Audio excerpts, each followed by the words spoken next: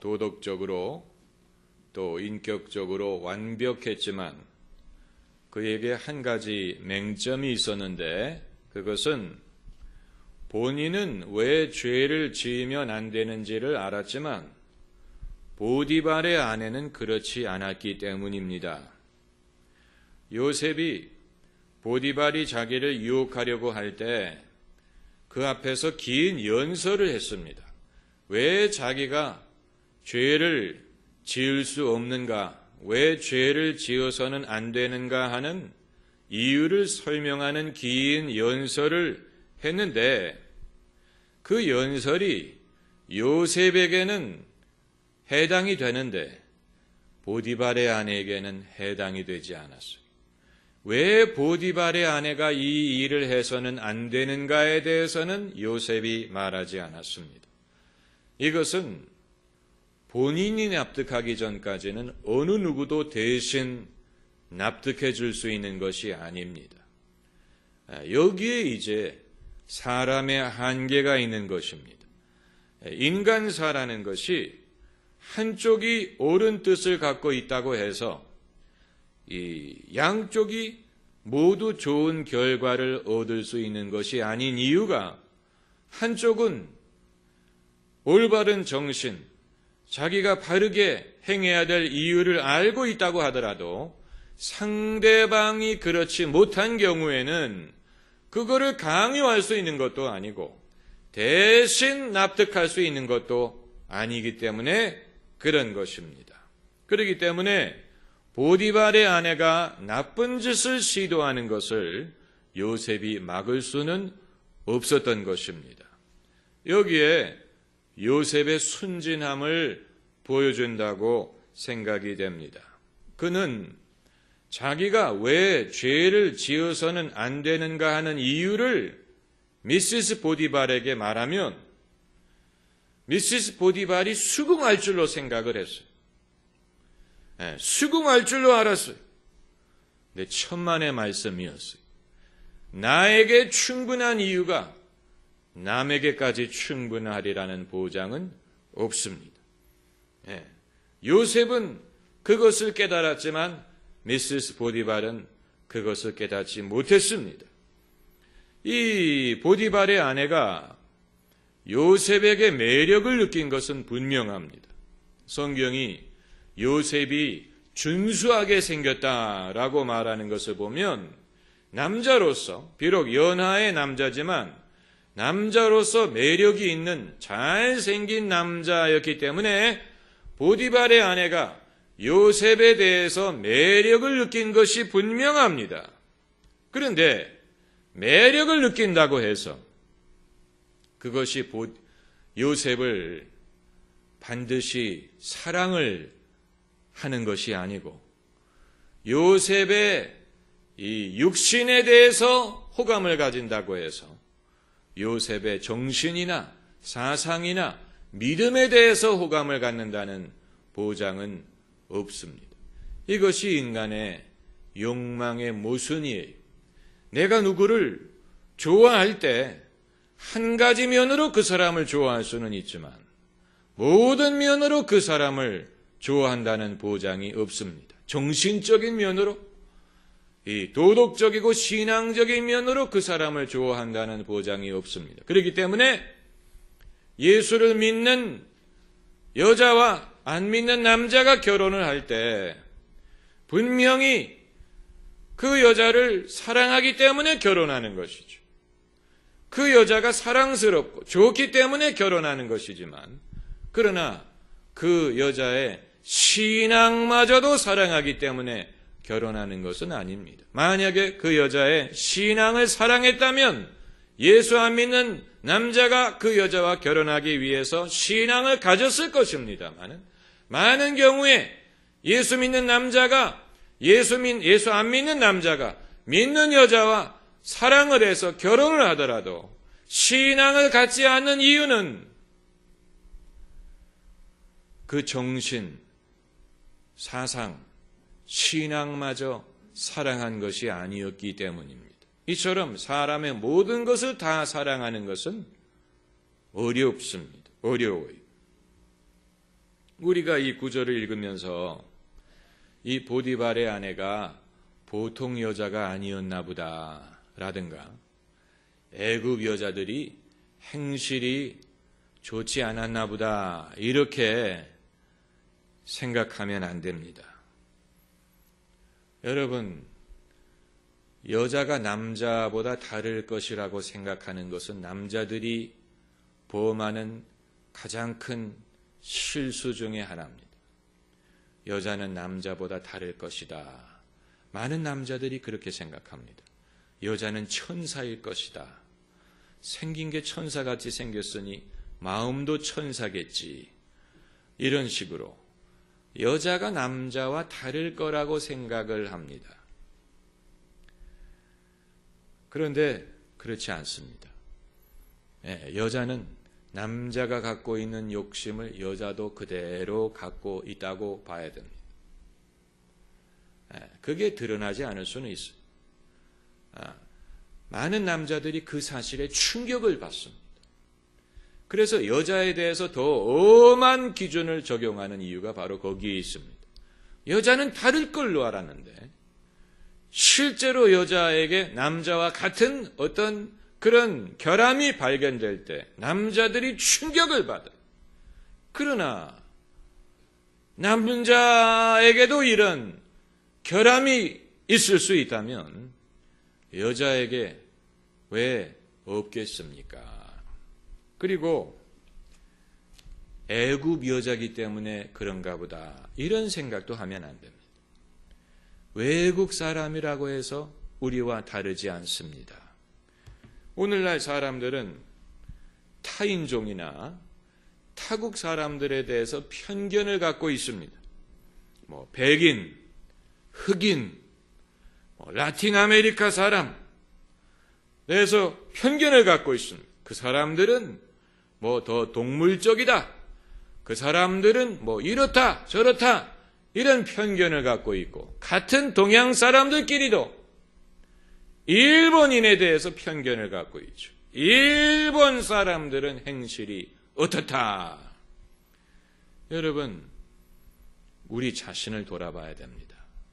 우리 자신을 돌아봐야 됩니다. 우리나라는 출산율이 낮은 것뿐이지 밝히는 것은 마찬가지입니다. 그러니까 실속이 없이 밝히는 거예요. 출산율이 낮은데 밝히는 것은 이 인터넷에 음란물이 세계 1위라는 통계가 있는 것을 보면 대한민국 사람들도 만만치 않습니다. 우리가 남을 욕할 수 있는 입장이 아닙니다. 한국 사람들도 만만치 않습니다. 그걸 우리가 알아야 됩니다. 애굽 여자이기 때문에 이런 게 아니에요. 이 사람이 특별히 밝히는 여자이기 때문에 그런 것이라고 생각한다면 그건 본문을 통해서 우리에게 주시는 메시지를 잃어버리는 것이 됩니다. 이 보디발의 부인을 보면 어느 영화에 나오는 인물을 연상시킵니까? 영화 졸업에 나오는 로빈슨 부인을 연상시킵니다. 미시스 로빈슨. 중년 여성, 중년의 지루함을 해소하고자 하는 여성, 사회적인 지위가 있고 남편이 돈을 잘 벌어다주고 자식은 어느 정도 자랐고 이제는 인생을 즐길 일만 남았어요. 그리고 보디발의 부인이 요셉을 볼 때 잃을 게 없는 거예요. 요셉은 자기의 종이고 또 사회적인 지위가 전혀 없고 가정도 없고 요셉이 누구에게 고자질할 사람도 없어요. 그렇기 때문에 만일 들통이 난다고 하더라도 저 사람이 강요해서 그렇다라고 말한다면 어느 누구도 요셉의 말을 이 보디발의 아내의 말보다 더 신뢰하지 않을 것입니다. 그리고 보디발의 부인은 요셉이 자기가 요셉에게 접근하면 자기를 물리치지 않으리라는 생각을 할 만큼 자신의 미모에 대해서 자신이 있었던 것 같아요. 내가 유혹하면 요셉이 넘어올 것이다 라고 생각할 만큼의 미모가 자기에게 있다고 생각을 한 것 같습니다. 그런데 보디발의 부인도 미처 예상하지 못한 장애물이 나타났습니다. 그게 바로 요셉의 도덕성, 요셉의 소신, 그의 신앙, 여기에 이제 보디발의 부인이 당황을 한 것이고, 그리고 그냥 추파를 던지는 방법보다는 좀 더 극단적인 방법을 사용을 했습니다. 그게 뭡니까? 두 사람이 집에 있을 때 요셉의 옷을 붙들고 동침하자, 다시 말하면 몸을 던졌다 하는 얘기. 자기의 몸을 요셉에게 던졌어요. 그래서 그냥 추파를 던질 때는 자기를 뿌리치는 남자일지라도 몸을 던지면 뿌리치지 못할 것이라고 생각을 했던 것 같습니다. 이 상황은 그래서 일어난 상황은 요셉이 어떻게 했느냐면 옷을 그냥 버려두고 도망했다. 그래서 이 구절은 우리가 다시 봐야 됩니다. 이 12절에 요셉이 자기 옷을 그 손에 버리고 도망하여 나가매. 왜 도망했습니까?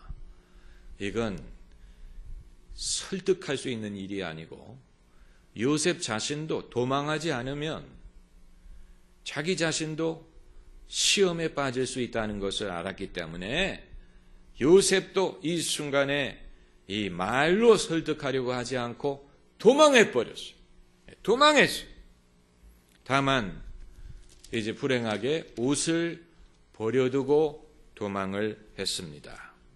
그래서 보디발의 아내의 애정이 이제 무엇으로 변했겠습니까? 미움으로 변한.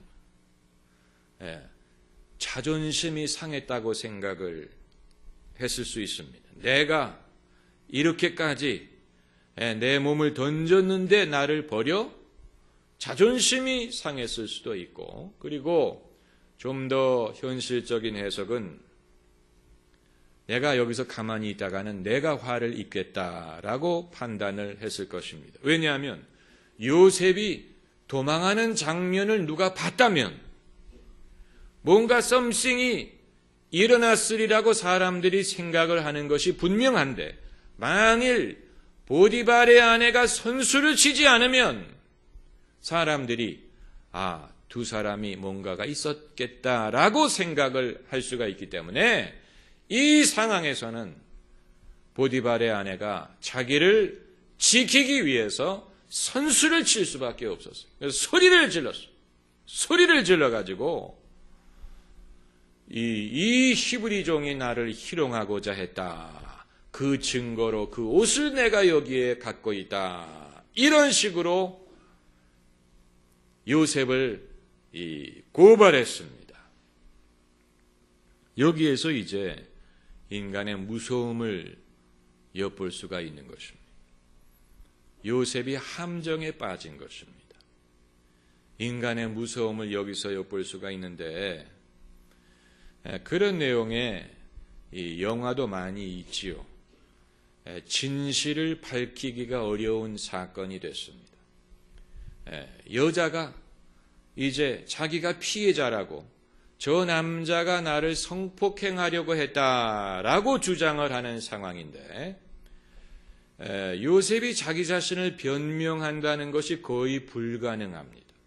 왜냐하면 그는 남자고, 또 옷이 증거물로 잡혀 있고, 또 상대방의 증언이 설사 가짜라고 하더라도 이미 요셉의 명예에 엄청난 피해를 끼친, 벌써 누가 성적인 죄로 나를 고발하는 그 순간 그것이 진실이냐 아니냐를 떠나서 그 자체가 엄청난 피해가 되는, 흠집이 되는 것이죠. 진실을 가리기가 어려운 상황이 됐습니다. 진실이라는 것.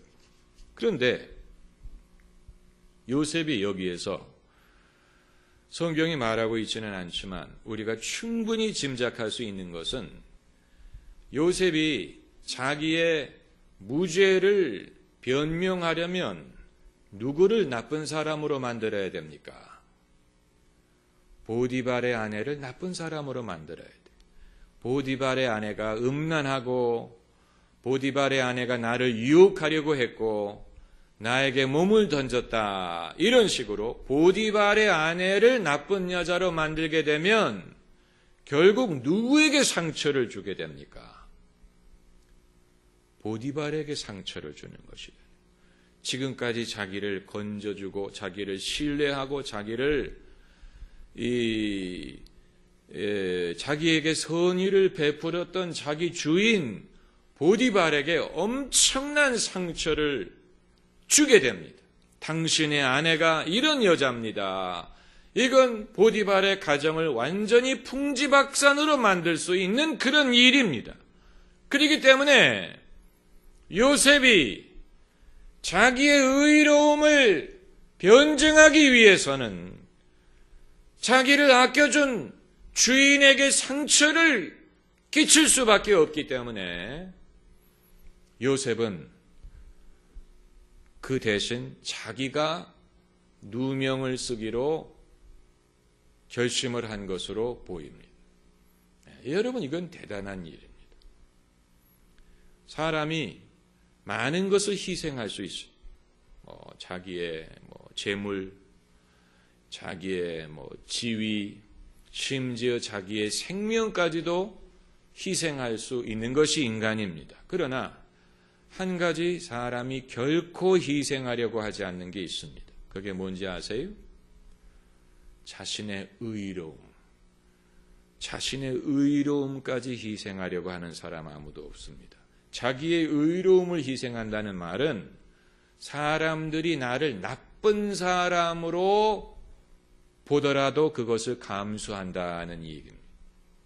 내가 원래는 나쁜 사람이 아닌데 사람들이 나를 나쁜 사람으로 보는 한이 있더라도 그것을 감수하면서 자기를 희생하는 것. 그건 웬만한 사람이면 그걸 하려고 하지 않습니다. 사람이 결코 끝까지 양보할 수 없는 것은 자신의 의로움. 다른 건 다 희생할 수 있어. 그러나 의로움. 그래서 사람들이 나를 나쁜 사람으로 생각하고 아마 요셉이 제일 가슴 아팠던 것은 자기를 아끼고 사랑했던 보디발마저도 자기를 나쁜 사람으로 생각하고 자기에게 분노하는 그 모습을 봤을 때 제일 가슴이 아팠을 것이라고 생각됩니다. 내가 내 주인에게 나의 무고함을 말할 수가 없는 거예요. 만약에 그것을 말했다간 보디발이 큰 상처를 입고 가정이 풍지박산이 됐고, 그렇기 때문에 보디발이 나는 나쁜 사람으로 생각을 하는 한이 있더라도 이건 나의 비밀로 지키겠다. 이런 결단을 내린 것. 이거 대단한 것이죠. 대단한 것입니다. 여기에서 우리가 깊은 교훈을 얻어야 됩니다.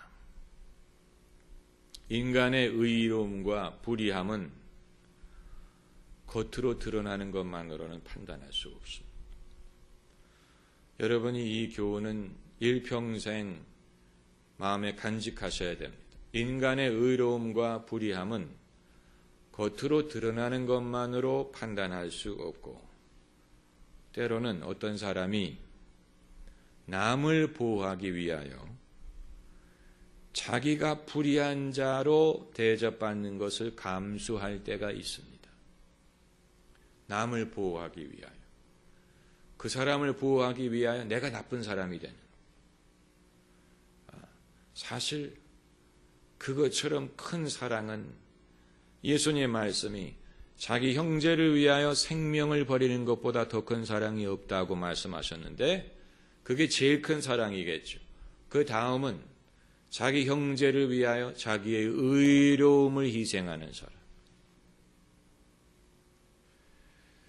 그렇기 때문에 우리가 여론에 편성해서 남들이 저 사람 나쁜 사람이다 라고 할 때 우리가 거기에 편승해서 돌을 던지는 것에 대해서는 늘 조심해야 됩니다. 사람들이 저 사람 나쁜 사람이다 할 때 그렇구나 하고 나도 편승해서 돌을 던지. 그러나 그 사람이 정말로 나쁜 사람인지 아닌지 어떻게 압니까? 남들이 말하기 때문에, 남들이 그렇다고 말하기 때문에 나도 당연히 그런 줄로 결론을 내립니까? 그건 알 수 없는 것입니다.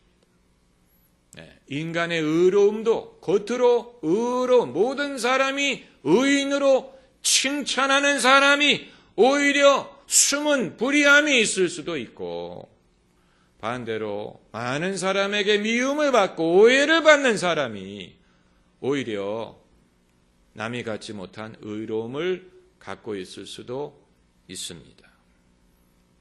가장 대표적인 예는 예수 그리스도입니다. 예수님이 재판을 받으시고 종교 재판에 의하여 불의한 자로 이 판결을 받으셨어요. 예수님에게 있어서는 그보다 억울한 일이 없습니다. 예수님이 하나님의 아들이고 죄가 없으신 분이고 하나님의 종인데, 그런 예수님이 종교 재판에 끌려가서 하나님을 모독했고 또 죄를 지었고 악한 자라는 판결을 받으셨어요. 사람들의 눈에, 여론에 예수님이 나쁜 사람으로 낙인이 찍혔어요. 그런데 예수님은 그 자리에서 당신을 변호하려고 하지 않으셨어요. 그냥 판결을 받아들이시고 그 처형을 당하셨습니다. 그렇게 함으로써 예수님은 많은 죄인들을 구원하신 것입니다. 예수님의 대표적인 예입니다. 예수님이 당신의 생명을 버리신 것뿐만이 아니고 당신의 의로움마저 양보하셨어요. 당신의 의로움. 그래서 죄인으로 정죄받고 죽으셨어요. 그런데 예수께서 당신의 의로움을 양보하셨기 때문에 그 의로움을 이제 누가 은혜로 받을 수가 있게 됐습니까? 우리가 은혜로 받게 된 것입니다. 할렐루야. 기도하십시다.